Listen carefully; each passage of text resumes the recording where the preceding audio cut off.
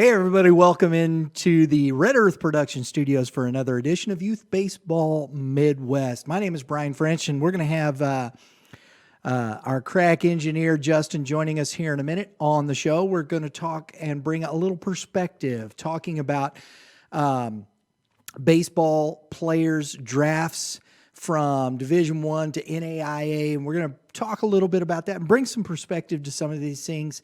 I think it's a great conversation to be had. We want to thank our partners out there, Game 7 Baseball. Dave and Dave doing a great job getting ready for the season to come up. Hey, we're into January.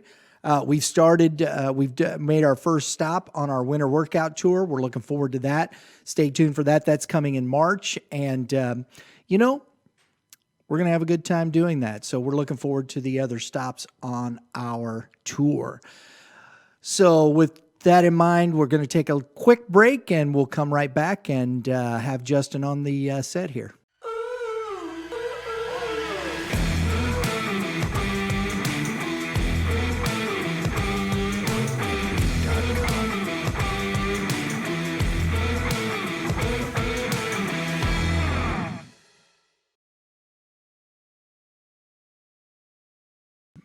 All right, folks, we're back, and we're going to talk a little bit here, bring some perspective first about NC2A college baseball. We're talking some percentages. You know, there's a lot of high school players in the country. Yep. First, go ahead. About 500,000 of them. So that's right. quite a lot. NC2A says this is their most recent stats from the NC2A website, talking about high school participants, 482,740 baseball participants. Now, that's not all seniors. No, obviously it's not all seniors. Right? And there are 36,011 NC2A participants in baseball. Yes. And that is Division I, Division II, and Division III. Okay? We didn't pull up the NAIA number of participants. We'll have to maybe look at that. Yeah, it's going to be pretty comparable to one of those divisions, I'd assume. Probably pretty comparable to Division II. As most of the talent pools and like amount of schools and things like that, it's usually compared to Division II in that respect. And the high school percentage of high school to NC2A Division I is 2.2%. So 2.2% of that 482,740 goes to Division I. 2.3% of that high school participation goes to Division II, and 2.9% go to Division III. Yep. So pretty comparable numbers actually overall. You know, most people would think the Division I number percentage-wise would be lower. When you think about it, you're kind of dividing into three different groups. You know, right. You got your top 3%, middle third, bottom third, and you say bottom third, but like me and him have talked about quite a few times. If you are good enough to play on a college in a college athletics program and good enough to start on a college athletics team, you're really good at the game. Yes. No matter what division you're playing. Yeah, if you're a college starter, you're a good baseball player. Yep. And see, it's tough because I think people say, good, all right, but then there's great, and then there's all-star. Yes, exactly. Great baseball players are starters at the major league level. Right. Yeah. And then you have those all-stars, Yep. Those guys that transcend even the greatness or the great ball players. And I know that sounds right, but that's the best way I can explain it. That's trying to give some perspective to it. There's a lot of good baseball players. And if you want to put it in this respect, you have a lot of, and then the major leagues, it's very good baseball players. Yes. And then you have great baseball players, if you even want to put it in that perspective. Yeah, because there's very good baseball players that don't start on major league teams. They're the backups, right. the second or third guy in the rotation or something like that. The left-handed reliever that gets one inning every 20 games. Yeah, he's still very good. He's still very good, but he's not Clayton Kershaw. right? Or yeah, exactly. I mean, Blake Snell, Right. right? Right. That's true. That's the great ball player. They'll say he's a great ball player, but there's a lot of very good baseball players at that level, and there's a lot of good baseball players at the collegiate level. Yes, there are. Yeah. And no matter what division, Division One, Division Two, Division Three, and a lot of times, there are numbers. You see Perfect Game. Yep. You see Prep Baseball Report, which Kevin Mulder, thanks for coming on the show. He talked about this. There are certain numbers. Tommy Broyles talked about this. Yeah. There are certain numbers that certain divisions look at as standards of measurement, right? Yeah, you have to be hitting that certain number to be able to play at that division. You're looking at velocity or 60 speed, Exactly. arm talent. Now, I would say probably, they have usually a certain standard 60 speed, say, they have that. But a guy is hitting flaming 600 with, 40-something bombs. I think the 60 time isn't going to matter as much. And I think there is some leeway in certain aspects of those things. Right. Right. You can DH, baby. Yeah, exactly. Exactly. If you can swing it, we'll find you a place. Exactly. And, looking at this, I played NAIA ball. So, most people, whenever they're even considering college baseball, they don't even think about NAIA to start off with. They usually think of NC2A, Division I, Division II, Division III. And most people consider Division I and Division II. Most people don't automatically consider playing Division III or NAIA ball. Although NAIA ball, tell you what, I played against some really, really good talent. Yeah. Some guys that probably, and here's the thing, most people don't realize, whenever you play NAI, you're playing against a lot of D1 bounce backs that maybe couldn't cut it completely or at D1 level, or failed a drug test possibly at D1 level, so they went to an NAI school. Or their grades. Or their grades, yeah. Any one of those three things, I saw it happen all the time, where something happened at a D1 school, so they went to a NAI school, and they were D1 level talent, but playing NAI. So I mean, you see still a lot of really good athletes at that level. There was 2 or 3 guys I know that you played with. There was the one, the catcher, Tim. Mm-hmm. It was injuries. Yeah. He was playing Division I ball and got injured and got injured and got injured, and he ended up. He was playing Division II. He was playing Division II. Division okay. II, yeah. Okay. Got injured, and that's where you have those things, right? Yeah, and he was a great ball player. I mean, Yeah, he was swing really it. good. Yeah, Yeah. he was. And a leader too. Yes, he was. He was a leader, and I think and just to Justin's point, see, people don't think about these things too much. We're looking at the NAIA website. Mm-hmm. All right, this is 2019. This is Kansas City Major League Baseball concluded its 2019 first-year player draft on Wednesday. 10 teams selected 15 student athletes from the NAIA ranks as the draft concluded. So you had 15 players drafted from the NAIA schools. Exactly, yeah. Which, okay, I mean, it's not huge. No. I understand. And we'll put into perspective here in a minute where Right. that sits. And I'll make my point when we get to that. But you have the first one off the board here for NAIA was from Georgia Gwinnett, and they are always at the top. If you follow NAIA baseball, you'll see Georgia Gwinnett at the top there. They're Arizona Diamondbacks, 13th round. Yeah, that's not too shabby. I've seen a lot of division. There's probably a lot of Division I guys that got drafted in the 13th round. Oh yeah, definitely. Right? Yep. But you had 15 guys all down through, here to the 39th round. Yes. So, but, you got 13, 14, 16. You had 2 at the 19th round, 21st round, 23rd, 26th, 28th. So you got guys coming out of there. As you said, maybe they were some D1 bounce backs and got themselves squared away and, good baseball players. Exactly. So but if you bring up the statistics, next one over.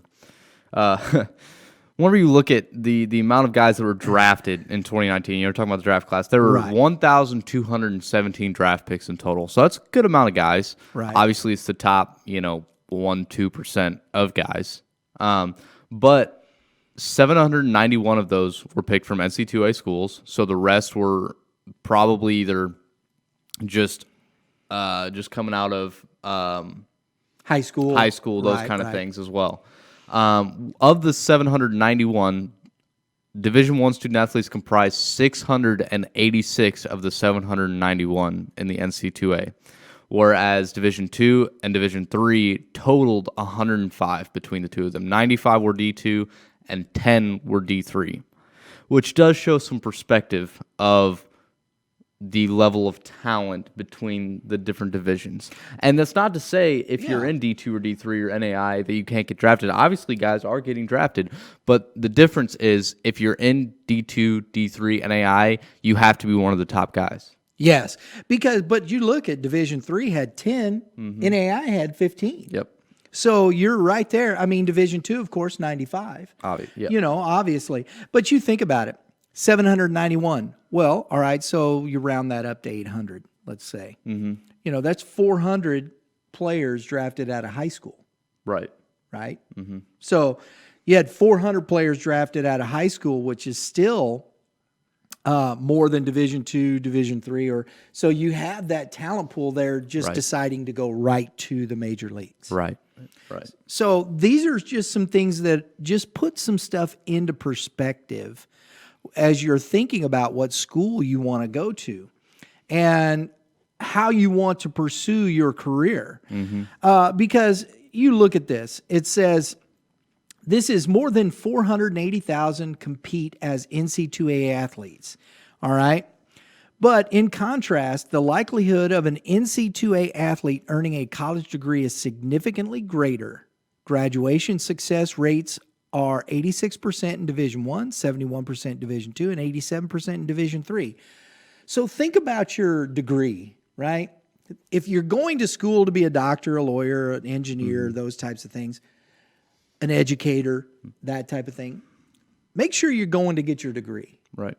If you want to pursue, if you're looking to pursue that athletic career, do it. By all means, make them tell you you're done. Yep. Right? Yeah. Play until you can't play. Somebody at some point will tell you, just you're done. Yeah. It ain't working out anymore. Right? Yep. We had Braxton Martinez. It just popped in my head. We had him on the show a while back, and he's kind of the epitome of that work until they tell you no. Yes, he is. Very much so. He's worked down with Shane Eames with the Naturals and Premier Hitting Development. His hitting, he was with the River City Rascals. He really, his career just has kept going and going and going to where he finally signed a contract with the Anaheim Angels. Yep. And good for him. I know it kind of was a bummer because the everything year kind of happened. Yeah, Right. but see, you don't have to continue. You don't have to stop. Pursue that if you want to. That's perspective. But we're just giving some basic numbers here that tell you what you're dealing with. If you hear these people saying, "Hey, we're gonna make you a Division I athlete. We're gonna make you this. We're gonna make that." Hey, look, that's up to you. Honestly, it's not up to your coach. It's not up to the club. It's not up to it's up to you as an individual. Yep. Are you going to take and put the work in that's necessary to get to Division I? Do you have the talent level to get to Division I? That's the big thing, and it sucks to say it sometimes, but you have to be honest at some point. No matter how hard someone works at some time, some people just have more talent, natural talent, and work just as hard as that guy. Right. So you're never going to be as good as him. And that's true. It just happens. Right. Because talent is talent. I mean, prime example, Mike Trout. I mean, come on. No matter how hard you can possibly work in your life, I doubt you're ever going to get near Mike Trout. Well, the next great athlete, right? Right. Because he works hard. Yes, he does. And he has just that physical talent. Yes. And that's just what it is. It's just true, and it's just perspective, and it's not to get you down. It's not to say, "Oh, well, I shouldn't work hard." No, still work hard. And it just means you maybe have to work a little bit harder, or you're not going to maybe get to that same level as that guy. But doesn't mean you can't push to get pretty dang close. But, and it goes to the old saying, hard work beats talent when talent doesn't work hard. Exactly. Right? Okay. Oh, man, his name just went out of my head. The shortstop for the St. Louis Cardinals during that run, that World Series run. In 2011? And he was the MVP. In 2011? No, I think it was 06. Oh, in 06? Oh, The who shortstop. was that? Not terrible. We should know that. I'm going to Google it real quick, folks. Yeah, that's terrible. We should definitely know that.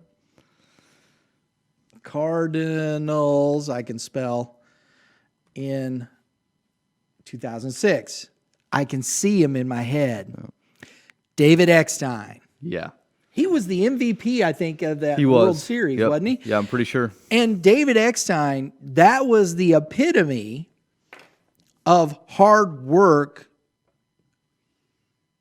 because his level of talent wasn't, his level of physical ability and talent wasn't as just natural there as many other players in the MLB. And he would have told you that himself. Yes, he would have. But he worked his butt off, and it's a singular example.